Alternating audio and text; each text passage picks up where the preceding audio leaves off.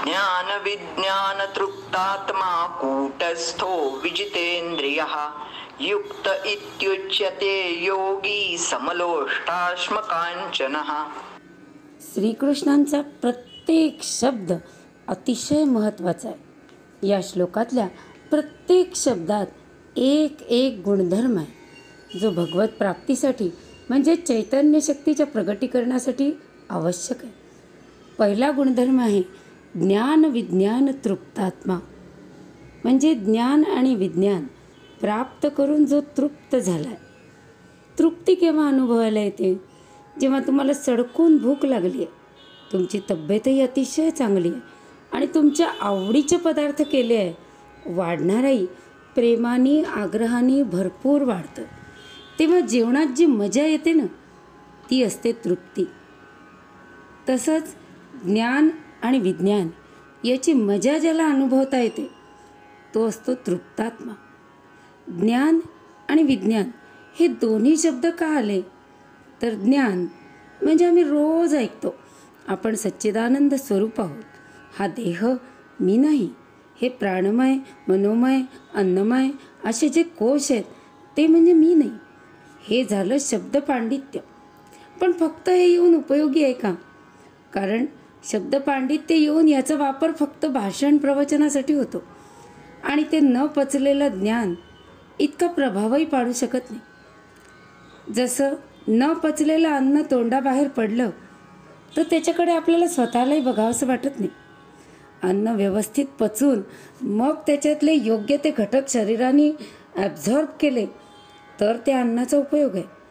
तसंच हे ज्ञानसुद्धा प्रचिती अनुभूतीशिवाय काही उपयोगी नाही. आणि मग ही अनुभूती प्रचिती येण्यासाठी काय करावं लागेल? तर त्यासाठी लागेल सद्गुरूची कृपा, त्यांचं सान्निध्य, संत संगती. त्यांनी सांगितलेल्या साधनेने हळूहळू ज्ञानाची प्रचिती येऊ लागते. केनोपनिषदात सांगितल्यानुसार प्रकृती आधी ओळखायची आणि मग ती कशी आपण नाही हे ओळखून ओळखून त्यागत जाणे म्हणजे ज्ञान. आणि त्यातून शेवटी अहेय म्हणजे आता हे नाही त्यागता येत अशा तत्वापर्यंत पोचले तर ते तत्व म्हणजे विज्ञान. आपल्याला बरेचदा असं वाटतं की ज्ञान करून घेण्याची काही आवश्यकता नाही. एखाद्या संताच्या कृपेने आपण अनुभूतीपर्यंत सहज पोचू शकतो, परंतु ती उधारी होईल. जसं एखाद्या संताच्या दर्शनाला आपण जातो, आपल्याला तिथे अगदी पवित्र प्रसन्नतेचा अनुभव येतो. पण ही अनुभूती कुठपर्यंत? जोपर्यंत आपण त्या स्थळावर आहे तोपर्यंत. पुन्हा संसारात आल्यावर पुन्हा आपण जसेच्या तसेच होतो, कारण की ती प्रसन्नता ते पावित्र्य हे त्यांच्या विचारांच्या प्रभावामुळे झालेलं असतं. स्वामी अखंडानंदजी आपल्या आत्मचरित्रात सांगतात की अगदी सुरुवातीच्या काळात ते एका सिद्ध योग्याला भेटले. त्या सिद्ध योग्यांना त्यांनी आशीर्वाद मागितला की माझ्याकडून की नाही सतत भगवत चिंतन घडलं पाहिजे. ते म्हणाले ठीक आहे, म्हण हरे राम राम राम हरे हरे, हरे कृष्ण कृष्ण कृष्ण हरे हरे. झालं. त्या दिवशीपासून ते काहीही करत असले तरी बॅकग्राऊंडमध्ये हा जप त्यांच्या मनात सतत चालू राहायचा. आणि त्यांना एक दिवस वाटलं की अरे वा, आपल्याला तर हा अजपाजप जमला. आणि लगेच जप बंद झाला. पुन्हा चित्त विषयात गुंतायला लागलं. मग ते त्या योग्यांकडे पुन्हा गेले आणि म्हणाले असं का झालं, माझा जप का थांबला? तर ते सिद्ध योगी म्हणाले की अरे तू जप करतच नव्हतास, मी केलेल्या शक्तिपाताचा तो परिणाम होता. परंतु मी जप करतो आहे हा तुझा अहंकार तयार झाल्याबरोबर तो आडवा आला आणि करंट खंडित. जोपर्यंत स्वतः साधना करून तू हा मी दूर सारत नाही तोपर्यंत तुला शाश्वत अनुभूती येणार नाही. आणि म्हणून शास्त्रांचं ज्ञान करून घेऊन आधी आपण काय आहे काय नाही याचं ज्ञान करून घेऊन मग साधनारत सतत राहणे आणि त्यानंतर सत्संगतीने अनुभूतीपर्यंत पोचणे हा झाला ज्ञान विज्ञान तृप्तात्मा. आणि म्हणूनच हा कधीच विचलित होत नाही. कोणतेही संकल्प विकल्प त्याच्या मनामध्ये तयारच होत नाही. जोपर्यंत आपलं देहाशी तादात्म्य असेल तोपर्यंतच अंतःकरणात जगाविषयी संकल्प तयार होत राहतात.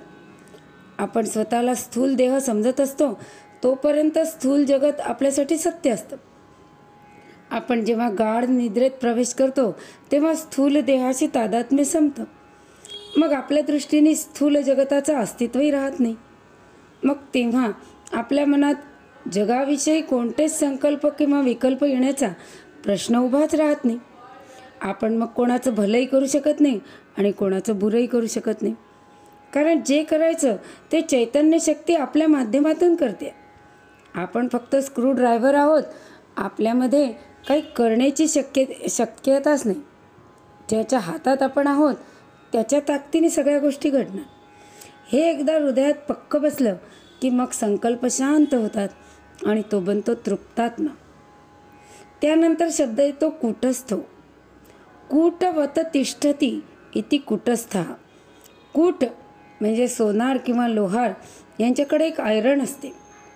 वरती कोणत्याही प्रकारचा दागिना बनत असो, त्याचा कोणताही आकार असो, त्याच्यावर कितीही घाव घातले जाव, ऐरण मात्र स्थिर राहते आणि म्हणूनच दागिना घडत जातो. ती कधी बदलत नाही. हे समजून घेण्यासाठी आपण स्वतःच्या अनुभवांचं विश्लेषण करायला हवं. आपण रोज एक एक दिवस मोठे आहोत. आजूबाजूचे लोक आपल्याला आधी बेटा असं म्हणायचे, मग ताई, मावशी, आत्या, मग काकू, मामी आणि आता तर आजी म्हणायला लागले. पण आपल्याला या स्थित्यंतराचा कधी अनुभव येत नाही. कारण परिवर्तन हे देहात, प्रकृतीत होत आहे. आपण तर कुटस्थ आहोत, अपरिवर्तनीय आहे.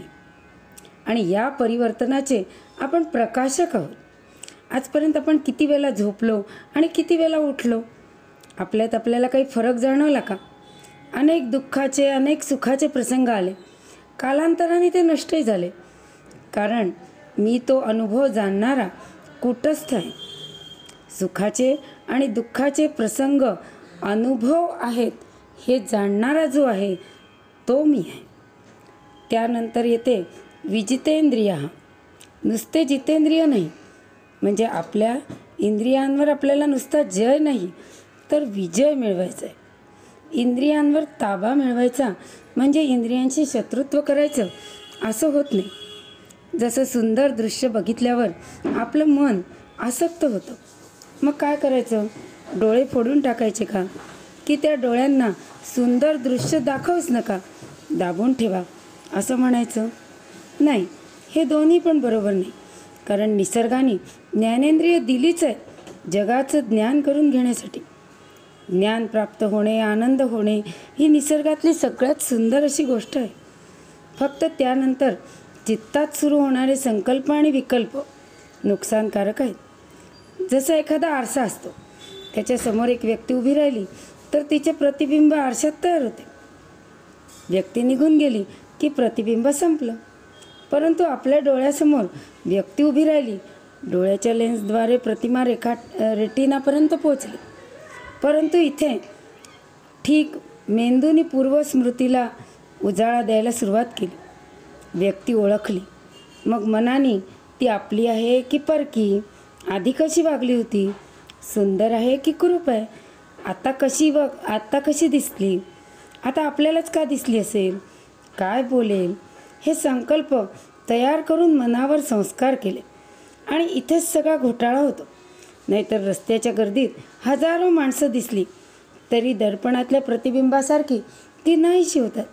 कोणताही संस्कार निर्माण करतच नाही. आणि ही स्थिती जेव्हा जगातल्या प्रत्येक वस्तूबद्दल होईल तेव्हा आपण होऊ विजितेंद्रिय. आता पुढच्या ओळीमध्ये सांगितलेल्या कोणकोणत्या गुणधर्मांबद्दल आपल्याला काय विचार करता येईल ते आपण पुढच्या भागात बघूया. श्रीकृष्णार्पणमस्तु.